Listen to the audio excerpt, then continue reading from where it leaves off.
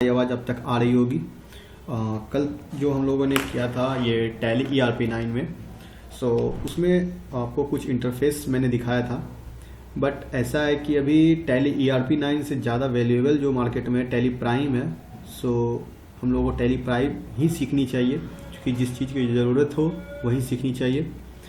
और जैसा कि मैंने आपको बताया था, टैली प्राइम को जब भी ऑन करूँगा तो हमारे पास इस तरह से कुछ ऑप्शंस आते हैं। तो क्रिएट कंपनी, यहाँ से मैं किसी भी कंपनी को क्रिएट कर लूँ। मान लिया जाए मैंने किसी भी कंपनी को बनाता हूँ IMS, चलो कुछ भी बना दिया। और बस मुझे इंटर करते करते यहाँ जाके एक्सेप्ट के पास आकर के भी इंटर कर देना है, तो ये क्या होगा कि एक्सेप्ट हो जाएगा और हमारी कंपनी बन जाएगी। लेकिन टैली प्राइम में क्या है, जैसे ही कंपनी बनते हैं तो हमारे पास कुछ कंपनी की डिटेल्स वगैरह आते हैं, उसे हम लोगों को इग्नोर करना है अभी, और बस इसे इंटर करते हुए निकल जाना है। ठीक है जी। अब हमारे पास सेम टू सेम जैसे हम लोग टैली ERP9 में देखे थे वैसा ही आ गया है यहाँ भी। बस कुछ चीज़ें यहाँ अलग होगी जो मैं आपको बताऊंगा, इसीलिए मैंने कल की वीडियो में आपको कंप्लीट उसके बारे में नहीं बताया, क्योंकि मैं जानता था कि कहीं ना कहीं आप लोगों को कन्फ्यूज़न क्रिएट हो जाएगी। सो यहाँ पर जब आप गेटवे ऑफ टैली में जाते हैं तो वहाँ पर आपको अकाउंटिंग इन्फो का ऑप्शन देता था, बट यहाँ क्रिएट का ऑप्शन दे रहा है। वहाँ पर इन्वेंट्री इन्फो का ऑप्शन देता था तो आपको अल्टर का ऑप्शन दे रहा है। सो टैली ERP9 को अभी थोड़ा देर के लिए हम लोग भूलेंगे और टैली प्राइम को ही देखेंगे, क्योंकि यही आपके लिए रामबाण होने वाला है। तो स्टार्ट करते हैं। जब यहाँ क्रिएट के पास ऑप्शन जाते हैं तो ये हमें पूछते हैं कि आप क्या क्रिएट करना चाहते हो। ग्रुप क्रिएट करना चाहते हो, लेजर क्रिएट करना चाहते हो, वाउचर, करेंसी, क्या क्रिएट करना चाहते हो, या किसी GST का डिटेल्स किसी में डालना चाहते हो। ये तो पहले मैं आपको क्लियरली बताता हूँ कि अभी आपको दो चीज़ों में अधिकतर प्रॉब्लम होगी कि अकाउंट लेजर क्या होता है और इन्वेंट्री लेजर क्या होता है। तो मैं आपको बताता हूँ कि जो भी चीज़ें मैं आपको नोटपैड पे बताता हूँ तो ज़्यादा ही अच्छा रहेगा ये।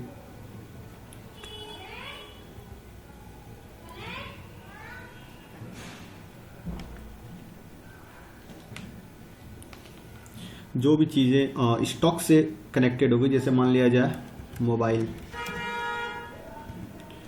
मान ले, सॉरी यार मोबाइल लिखा गया, मोबाइल, कुछ भी ले लेते हैं। जो भी इन्वेंट्री है, स्टॉक है, सामान है जिसे हम बेचते हैं, यार कॉपी ले लेते हैं, कॉपी हो गया, पेन हो गया, कोई भी तरह का फूड हो गया, क्लोथ हो गया, जो भी हो यार, इलेक्ट्रॉनिक इक्विपमेंट हो गया, मास्क हो गया, मतलब जितने भी सामान जो बेचा जाता है तो उसे हम कहते हैं इन्वेंट्री।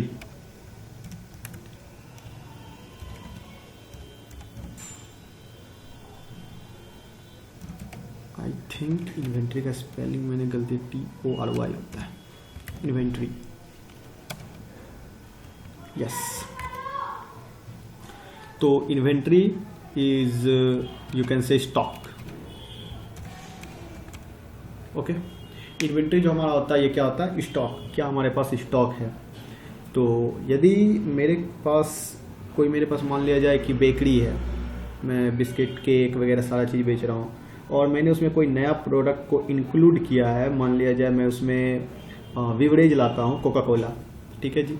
तो कोका कोला क्या है कि हमारे कंपनी में तो आ गया, बट हमारे टैली में कैसे आएगा, तो उसे ही कहते हैं इन्वेंट्री को क्रिएट करना। उसका एक लेजर हम लोग खोलेंगे, ठीक है जी। तो और उसी लेजर में आगे का एंट्री करेंगे। अब लेजर क्या होता है तो वो मैं आपको बताता हूँ। जैसे मान लिया जाए मैं एक वाउचर में आता हूँ, यहाँ से मैं वाउचर को एंट्री करता हूँ, और हमारे पास क्या है, अभी फ़िलहाल कुछ नहीं है, तो मैं यहाँ डालूँगा क्या, तो ये जो कैश लिखा हुआ है ना, ये एक तरह का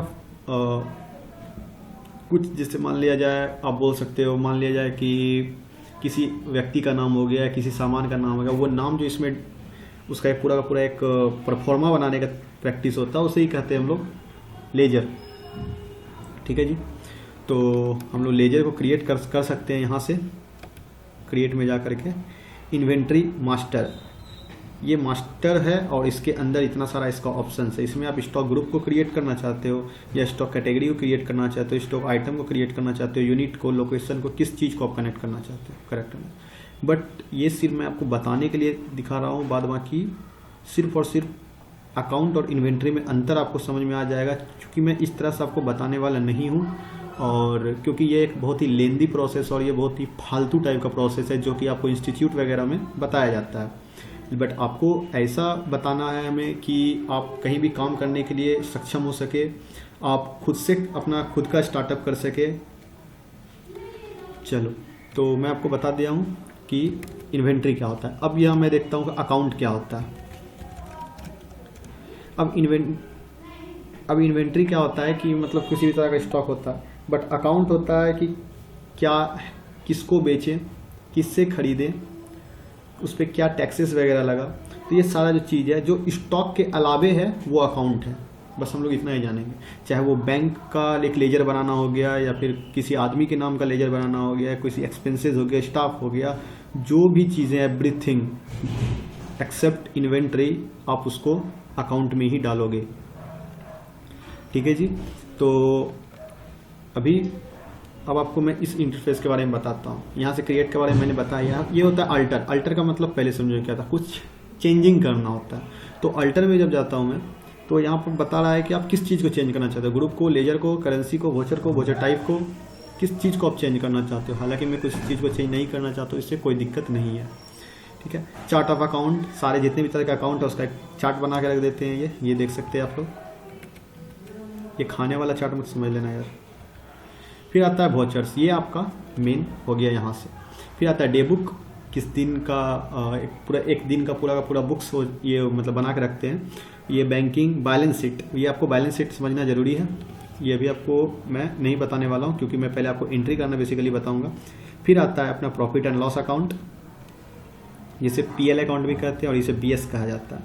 फिर आता है स्टॉक समरी, आपके पास कौन कौन सा स्टॉक है। फिलहाल मेरे पास कोई भी स्टॉक नहीं है, सो मेरे पास ये पूरा का पूरा नील दिख रहा है। ये रेशियो एनालिसिस है, कंप्लीट एनालिसिस होता है आपका टैली का। इसमें क्या प्रॉफिट गिरा है, क्या लॉस गिरा है, सिंडिकेट क्रेडिटर्स के पास कितना खरा है, डेबिटर्स के पास कितना खरा है, करंट रेशियो क्या है, मतलब सारा चीज़ आपको इसमें यहाँ से दिख सकता है। फिर यहाँ से डिस्प्ले के अंदर से आपको बहुत सारा ऑप्शन खुलता है, आप जिस चीज़ को देखना चाहते हो वो आप देख सकते हो। बाद बाकी क्विट, तो यहाँ से टैली तो खैर बंदी हो जाएगा। तो अभी मैं जो आपको बताने वाला हूँ वो आपको स्टार्ट में करने वाला हूँ बैंक की एंट्री से। हाँ जी, बैंक की एंट्री से। अब बैंक बोलना एक कॉमन चीज़ है ये बैंक की एंट्री, क्योंकि इसमें लगभग हम लोग 3 वाउचर को टच करते हैं, रिसीट, पेमेंट एंड कॉन्ट्रा। तो मैं इसे अभी फ़िलहाल हटाता हूँ। ओके, अब मेरा कहने का मतलब है कि मान लिया जाए किसी भी अकाउंट से अगर किसी को मैं पैसा भेज रहा हूँ, ठीक है जी, यानी कि मैं अगले को क्या कर रहा हूँ, पेमेंट कर रहा हूँ। ठीक है। तो हम इसका जब भी एंट्री करेंगे तो हम इसे पेमेंट वाउचर में करेंगे। अगर मैं किसी से पैसे अपने अकाउंट में ले रहे हैं तो हम क्या करेंगे, इसे रिसीट वाउचर में करेंगे। और यदि हम मान लिया जाए कि बैंक में किस कैश जमा कर रहे हैं, मतलब डिपॉजिट कर रहे हैं या विड्रॉ कर रहे हैं, तब हम इसे कॉन्ट्रा में डालेंगे। ओके,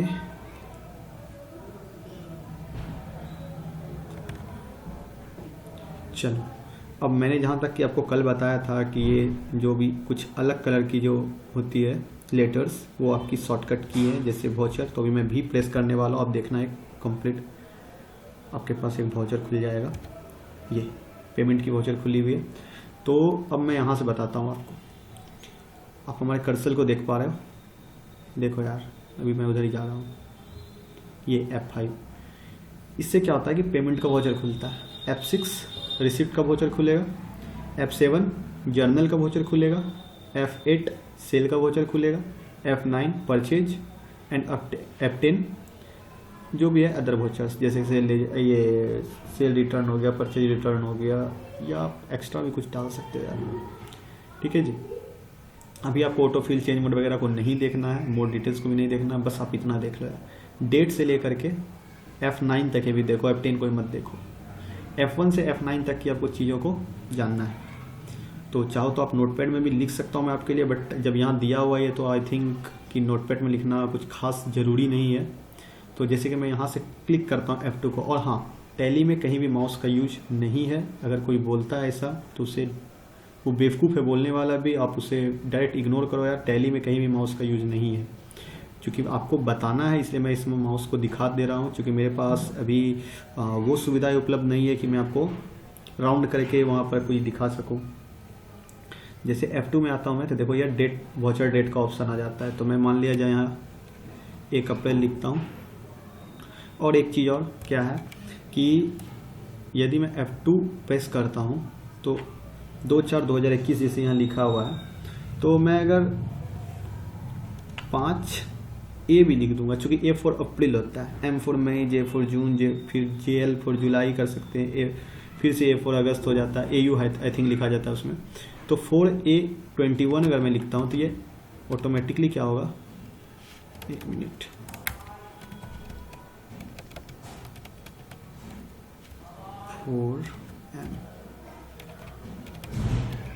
पता नहीं क्यों नहीं हो रहा है, बट ये काम करता है।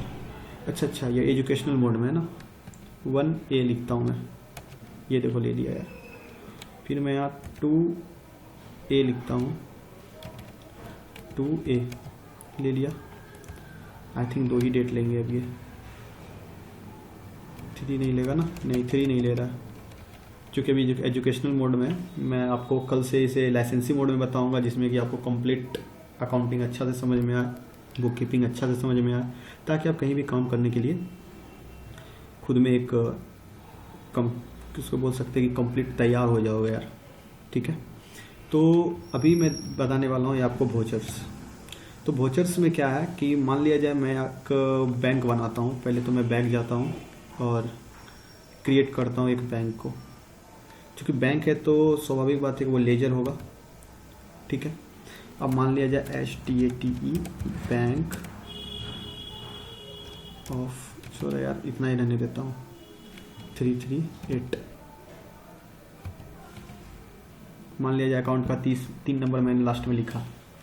अब क्या है ये अंडर, अब यहाँ से आपको समझना है, ये जो अंडर मैं जिस भी चीज़ों को देता हूँ, टैली उसी चीज़ों को समझती है। ये टैली की खुद की भाषा है, और मैं जो भी इनपुट बनाऊंगा अगर मैं उसमें टैली का इस भाषा को लगाता हूँ तो टैली समझ जाएगा हमारे इस ग्रुप का ये चीज़ है। क्योंकि मैं इसमें तो हाथी भी लिख सकता हूँ यार, ठीक है, बट हाथी क्या है, वो कोई कैपिटल अकाउंट का चीज़ है, या कैश इन हैंड है, करंट असेट्स है, बैंक अकाउंट का नाम है, या किसी क्लाइंट सॉरी यार पार्टी का नाम है, या किसी डेप्टर्स का नाम है, किसका है, कौन है। तो टैली हम जो है इतना भाषा हम लोगों को देती है, अपना इतना उन लोगों का वर्ड है, जो कि इसी में से हमको बताना होता है कि ये क्या है। आई थिंक ये खुद में कंप्लीट है, इससे अलावा भी कुछ ऐसा नहीं है कि आपके पास नहीं होगा ये। ठीक है जी, तो मान लिया जाए मैंने इसे डाला बैंक अकाउंट, ठीक है, और यहाँ पर मैं अकाउंट नंबर वगैरह डाल सकता हूँ, अभी मुझे डालना कोई ज़रूरी है नहीं इसमें। चलो ये मेरा बन के तैयार हो गया। अभी मैं वाउचर में गया, भी प्रेस करके और यहाँ ऊपर डाला,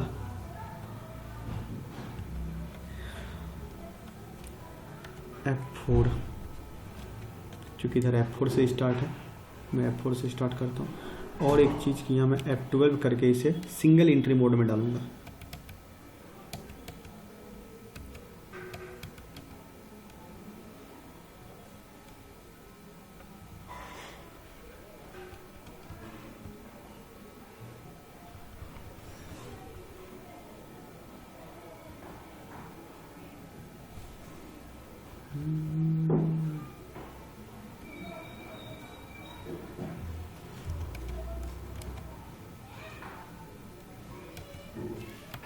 टू बैंक, अभी जब इसमें CRDR आ रहा था तो मैंने टू और बाय में कर दिया।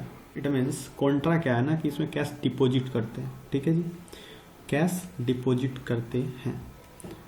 अभी मैं आपको इधर लिख देता हूँ कैश डिपॉजिट्स। अब इधर देख पा रहे हो कैश डिपॉजिट मैंने लिखा है इधर। ठीक है जी, तो मैंने क्या किया, टू बैंक मान लिया जाए 2 लाख रुपए। बैंक को जो है 2 लाख रुपए मैंने दिया बाय कैश। क्या दिया? कैश के द्वारा मैंने बैंक को 2 रुपये दिया। बैंक किसको दिया? मतलब मेरे बैंक का जो अकाउंट है उसे दिया, कोई बैंक वाले को ऐसे डोनेशन नहीं दे दिया। ठीक है जी। चाहे तो आप CRDR भी कर सकते हो। डेबिट मतलब होता है जाना और क्रेडिट मतलब आना, इसका एक फॉर्मूला है।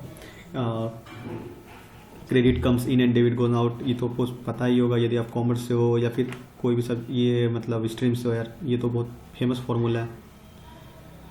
तो मैं एक बार और फिर से करता हूँ। आज मैं आपको सिर्फ और सिर्फ कॉन्ट्रा ही बताने वाला हूँ, और कल से अपन लोग क्या होगा कि इसे स्पीड में खींचेंगे। फिर से टू कैश नहीं कर सकता हूँ, टू बैंक। बैंक को फिर से मैंने 1 लाख रुपए दिया। यहाँ जो भी आए इसे इंटर करके बाहर निकल जाना है, बाय कैश। अब मैंने इस एंट्री को पास किया। अब ये मुझे दिखेंगे कहाँ? ये हमारे दिखेंगे बैलेंस शीट में। ठीक, अभी तो कुछ नहीं दिख रहा है। कारण क्या है? अभी मैं आता हूँ करंट असेट्स में। ठीक है, अभी इधर दिखेगा कैश इन हैंड। ठीक है जी। अभी क्या है कि कैश इन हैंड अपने पास कुछ निगेटिव में आ रहा है। 1 मिनट यार।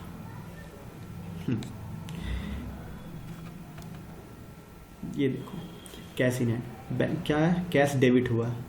ठीक है जी। और बैंक के पास देखो आप क्रेडिट हुआ होगा, आप देख पा रहे हो क्रेडिट साइड में कैश से डेबिट होकर के बैंक को क्रेडिट हो गया था। अभी बैंक में हमारे पास कैश कितने हैं? तो 3 लाख रुपए हैं, क्योंकि हमने एक बार 2 लाख एक बार 1 लाख रुपए डाले थे।